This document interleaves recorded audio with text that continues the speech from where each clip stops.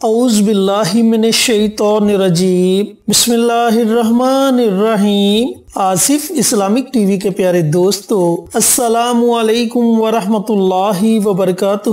پیارے بھائیوں اور پیاری بہنوں، آج میں آپ کی خدمت میں ایک ایسا عمل، ایسا وظیفہ شیئر کروں گا کہ اگر آپ کسی مصیبت میں اچانک گرفتار ہو گئے ہیں یا پھر آپ کی کوئی بہت بڑی حاجت ہے جو پوری نہیں ہو رہی اور آپ چاہتے ہیں کہ اللہ تعالیٰ اپنی رحمت سے، اپنے فضل و کرم سے آپ کی اس حاجت کو پورا فرما دے، تو آپ اس عمل کو، اس وظیفے کو ضرور کریں۔ انشاءاللہ اس عمل کے کرنے سے آپ کی وہ بڑی سے بڑی حاجت ضرور پوری ہو جائے گی۔ پیارے بھائیوں اور پیاری بہنوں، ایک دن کا وظیفہ ہے اور اللہ رب العزت کے صفاتی نام کا وظیفہ ہے، اور جب بندہ وظائف پڑھ کے اللہ تعالیٰ سے مانگتا ہے تو اللہ تعالیٰ یقینی طور پر اپنے بندے کو عطا کرتا ہے۔ اللہ تعالیٰ تو قرآن مجید میں خود فرماتا ہے کہ مجھ سے مانگو میں دوں گا۔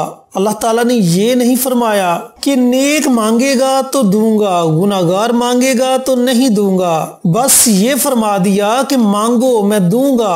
اب یہاں شیطان بندے کے دل میں یہ شبہ ڈالتا ہے کہ بھائی تم گناہگار ہو، اللہ تعالیٰ تمہاری کہاں سنے گا، جو نیک لوگ ہیں ان سے دعاؤں کا کہو۔ پیارے بھائیوں اور پیاری بہنوں، نیک لوگوں کو دعا کا کہنا بہت اچھی بات ہے، لیکن ہم خود بھی خوب دعائیں کریں اور اپنی دعاؤں پر یقین بھی کریں، کیونکہ اللہ رب العزت نے جب شیطان کو مردود قرار دیا تھا، جب اس نے حضرت آدم علیہ السلام کو سجدہ کرنے سے انکار کیا اور پھر اس نے اللہ تعالیٰ سے دعا کی تھی کہ مجھے قیامت تک کی مہلت دی جائے، تو اللہ تعالیٰ نے اس غضب و ناراضگی کی حالت میں بھی اس کی دعا کو قبول فرما لیا تھا۔ تو جب ہم اللہ کے حضور نماز پڑھ کر دعا کریں گے تو ہمارا یہ عمل تو اللہ تعالیٰ کی رحمت کا باعث ہے، اللہ تعالیٰ ہماری دعائیں ضرور قبول فرمائیں گے، بس یقین سے مانگیں۔ پیارے بھائیوں اور پیاری بہنوں، اللہ سے مانگنا اور اللہ ہی سے مانگتے رہنا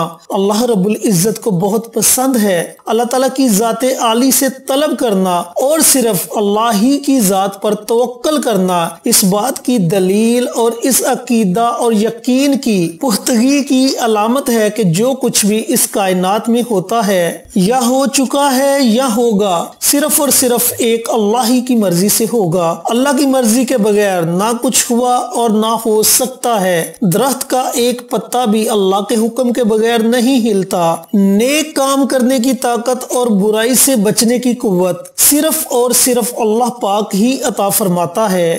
بے شک اللہ رب العزت ہی ہم سب کا مالک، خالق اور رازق ہے۔ اللہ تعالیٰ نے حضور کریم صلی اللہ علیہ وآلہ وسلم کو ہم سب کے لیے خاتم النبیین بنا کر بھیجا۔ آپ صلی اللہ علیہ وآلہ وسلم کے نقش قدم پر چلنے ہی سے ہماری دنیا اور آخرت کی فلاح ہے۔ تو پیارے بھائیوں اور پیاری بہنوں، حدیث پاک میں بھی آتا ہے کہ اگر تمہارے جوتے کا تسمہ بھی ٹوٹ جائے تو تم اللہ سے مانگو۔ تو تمہاری اگر کوئی بہت بڑی حاجت ہے، بہت بڑی خواہش ہے جو پوری نہیں ہو رہی، تو آپ نے اللہ تعالیٰ کے در کا دروازہ کھٹکھٹانا ہے، اللہ تعالیٰ سے مانگنا ہے۔ اللہ تعالیٰ یقینی طور پر آپ کی حاجت کو ضرور پورا فرمائے گا اور آپ کی دعا کو سنے گا اور قبول کرے گا۔ چینل پر نئے آنے والے دوستوں سے گزارش ہے کہ چینل کو سبسکرائب کر کے ساتھ گھنٹی کے بٹن کو دبا کر آل نوٹیفیکیشن پر کلک کر دیں تاکہ میری ہر نئی آنے والی ویڈیوز کی اپڈیٹ آپ تک بر وقت پہنچتی رہے۔ جزاک اللہ۔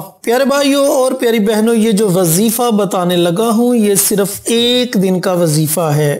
جب بھی آپ پر کوئی مصیبت، کوئی پریشانی آن پڑے یا پھر آپ کی کوئی حاجت ہے جو پوری نہیں ہو رہی، تو اس کے لیے آپ نے یہ عمل کرنا ہے۔ اب عمل آپ نے کیسے کرنا ہے، عمل کرنے کا طریقہ کار اچھی طرح سن لیں اور سمجھ لیں۔ پیارے دوستو، آپ نے سب سے پہلے اچھی طرح وضو کرنا ہے۔ وضو کرنے کے بعد آپ نے 2 رکعت نماز صلاۃ الحاجت کے ادا کرنے ہیں۔ اب یاد رہے کہ مکروہ اوقات کے علاوہ آپ نے یہ نوافل پڑھنے ہیں، اور جن اوقات میں سجدہ کرنا منع کیا گیا ہے ان اوقات میں آپ نے یہ نوافل ادا نہیں کرنے۔ آپ یہ نوافل نماز تہجد کے ساتھ پڑھ سکتے ہیں، نماز ظہر کے بعد پڑھ سکتے ہیں، نماز مغرب کے بعد پڑھ سکتے ہیں۔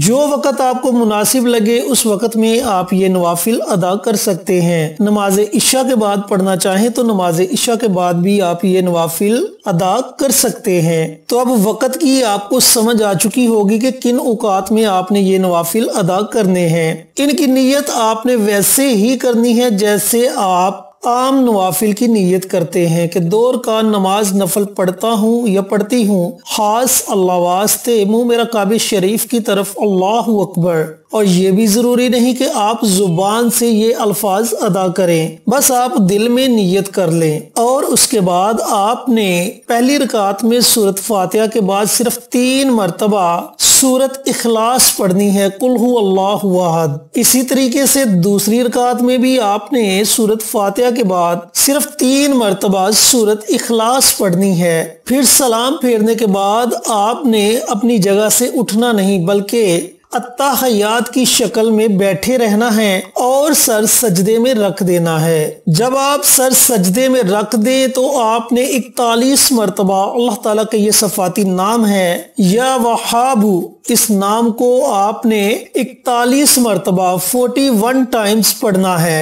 جب آپ 41 مرتبہ اللہ تعالیٰ کا یہ صفاتی نام پڑھ لیں تو آپ نے سجدے سے سر کو اٹھا لینا ہے اور اللہ تعالیٰ کی بارگاہ میں اپنے ہاتھوں کو اٹھا کر اپنی حاجت کے لیے دعا مانگنی ہے، اپنی پریشانی سے نجات کے لیے دعا مانگنی ہے۔ انشاءاللہ اللہ رب العزت آپ کی دعا کو سنے گا اور قبول کرے گا، کیونکہ سجدے کی حالت میں بندہ اللہ رب العزت کے بہت قریب ہوتا ہے، اور اللہ تعالیٰ کو وہ بندہ بڑا محبوب ہے جو سجدے کی حالت میں ہو اور اللہ رب العزت سے مانگے۔ تو میرے ایسے بھائی، میری ایسی بہنیں جو کسی پریشانی میں مبتلا ہو چکے ہیں، وہ اس عمل کو ضرور کریں۔ اللہ تعالیٰ سے دعا گو ہوں کہ اللہ تعالیٰ میری، آپ کی، ہمارے والدین اور تمام امت کے مسلمانوں کی مغفرت فرمائے۔ اللہ تعالیٰ ہماری اور ہماری اولاد کی ہر قسم کے شر سے حفاظت فرمائے۔ اللہ تعالیٰ تمام مسلمانوں، غیر مسلموں کو ہدایت کے نور سے منور فرمائے۔ اللہ تعالیٰ ہم سب کو 5 وقت بعد جماعت نماز خشوع خضوع سے پڑھنے والا بنا دے۔ اللہ تعالیٰ ہمیں تہجد کی پابندی نصیب فرما کر کثرت سے اپنا ذکر کرنے والا محبوب بندہ بنا دے۔